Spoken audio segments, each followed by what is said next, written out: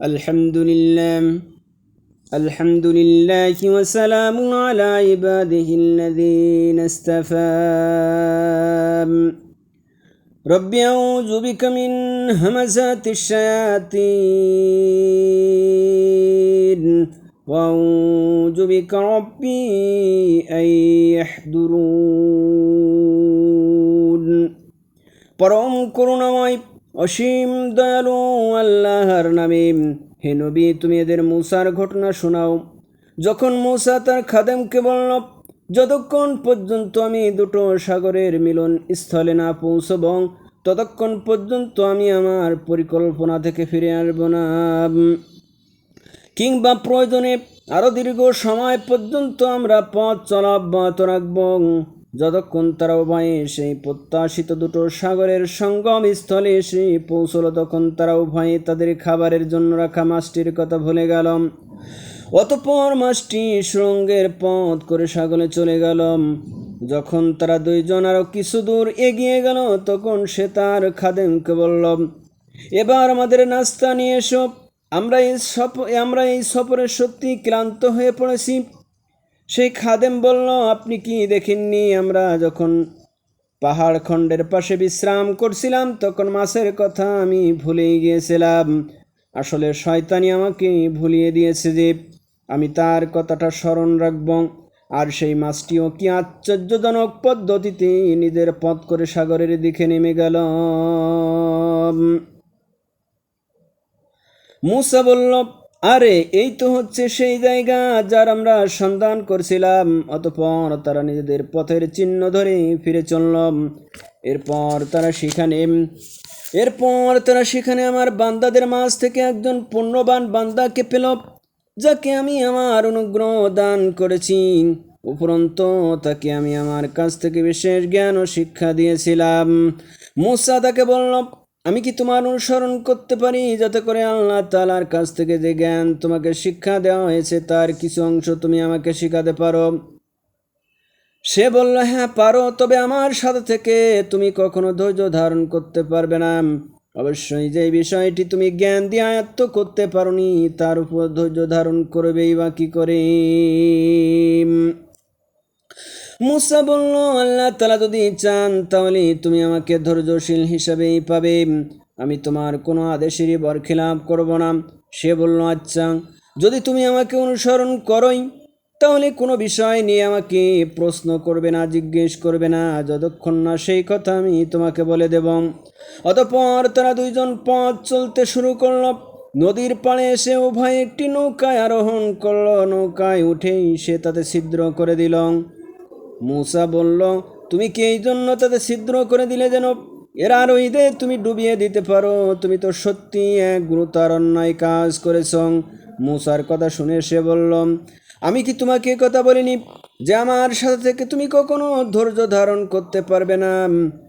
মূসা বলল, আমি যে কথা ভুলে গেছি সেই ব্যাপারে তুমি আমাকে পাকড়াও করো না।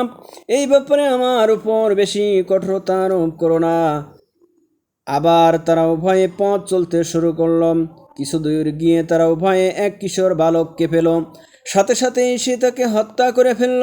এটা দেখে মূসা বলল, তুমি তো কোনো রকম হত্যার অপরাধ ছাড়াই একটি নিষ্প্রাণ জীবনকে বিনাশ করলে, হত্যা করলে। তুমি সত্যিই একটা গুরুতর অন্যায় কাজ করে ফেলেছ। সে বলল, আমি কি তোমাকে কথা বলিনি যে তুমি আমার সাথে থেকে কখনো ধৈর্য ধারণ করতে পারবে না? মূসা বলল, যদি এরপর একটি কথাও আমি তোমাকে জিজ্ঞাসা করি তাহলে তুমি আর আমাকে তোমার সাথে রেখো না। অবশ্যই এখন তো তুমি আমার পক্ষ থেকে ওজর পেশ করার প্রান্ত সীমায় পৌঁছে গেছ। তারা দুইজন আবার পথ চলতে শুরু করলো। কিছু দূরে গিয়ে তারা জনপদের অধিবাসীদের কাছে পৌঁছল। সেখানে পৌঁছে তারা সেখানকার অধিবাসীদের কাছে কিছু খাবার চাইল, কিন্তু তারা তাদের উভয়ে মেহমানদারি করতে অস্বীকার করল। অতঃপর সেখানে তারা একটি পতিত প্রাচীর দেখতে পেল। সেই প্রাচীরটাকে সোজা করে দিল। সেই প্রাচীরটাকে সোজা করে দিল। মূসা বলল, তুমি চাইলে তো এই কাজের উপর কিছু পারিশ্রমিক গ্রহণ করতে পারতে। সে বলল, বেশ, এখানেই আমার ও তোমার মধ্যে সম্পর্ক বিচ্ছেদ হয়ে গেল। কিন্তু তার আগে যেসব ব্যাপারে তুমি আমার সাথে ধৈর্য ধারণ করতে পারোনি তার ব্যাখ্যা আমি তোমাকে বলে দিতে চাই। প্রথম ঘটনাটি হচ্ছে নৌকা সম্পর্কিত। মূলত তা ছিল কয়েকজন গরিব মানুষের মালিকানাধীন। তারা এটা দিয়ে সমুদ্রে জীবিকা অন্বেষণের কাজ করত। কিন্তু আমি নৌকাটিতে ছিদ্র করে তার ত্রুটি যুক্ত করে দিতে চাইলাম, কারণ তাদের পিছনেই ছিল এমন এক বাচ্চা যে ত্রুটিবিহীন যে নৌকায় পেত তা বল প্রয়োগ করে ছিনিয়ে নিত। আর সেই কিশোর বালকটির ঘটনা হচ্ছে তার পিতামাতা ও ভাই ছিল বিশ্বাসী মুমিন ব্যক্তি। আমি আশঙ্কা করলাম বড় হয়ে সে এদের দুইজনকে আল্লাহর নাফরমানি ও অস্বীকার দ্বারা প্রভাবিত করে দেবে। আমি চাইলাম তাদের প্রতিপালক তার বদলে তাদের এমন একটি সন্তান দান করবেন যে দিনদারি ও রক্তের সম্পর্ক রক্ষার ব্যাপারে তার চাইতে বেশি ভালো প্রমাণিত হবে। সর্বশেষ ছিল ওই প্রাচীরের ঘটনাটি। আসলে তা ছিল শহরের দুটি এতিম বালকের। এর নিচের তাদের জন্য রক্ষিত ছিল গুপ্ত ধনভাণ্ডার। ওদের পিতা ছিল নেককার ব্যক্তি। এই কারণে তোমার রব চাইলেন ওরা বয়সপ্রাপ্ত হোক এবং তাদের সেই ভাণ্ডার থেকে তারা সম্পদ বের করে আনুক। এই প্রাচীরটাকে আমি তাদের বড় হওয়া পর্যন্ত দাঁড় করিয়ে রাখতে চেয়েছিলাম। এই ছিল মূলত তোমার মালিকের অনুগ্রহ দ্বারা সম্পাদিত কতিপয় কাজ। এর কোনোটাই আমি আমার নিজের থেকে করিনি। আর এই হচ্ছে সেসব কাজের ব্যাখ্যা যে ব্যাপারে তুমি আমার সাথে থেকে ধৈর্য ধারণ করতে পারছিলে না। سبحان ربك رب العزة عما يصفون وسلام على المرسلين